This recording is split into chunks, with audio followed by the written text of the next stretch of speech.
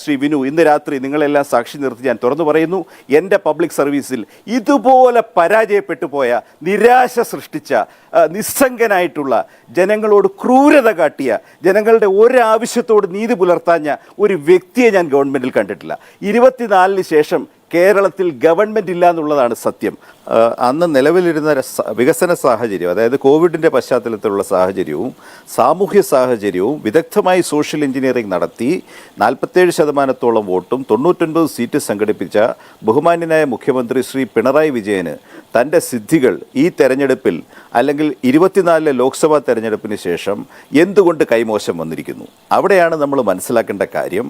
24-ന് ശേഷം അദ്ദേഹത്തിൻ്റെ വ്യക്തിഗത വിശ്വാസ്യതയിലും ഈ LDFൻ്റെ രാഷ്ട്രീയ സംവിധാനത്തിലുള്ള വിശ്വാസ്യതയിലും എല്ലാ ജനവിഭാഗങ്ങൾക്കും വിശ്വാസം നഷ്ടപ്പെട്ടിരിക്കുകയാണ്.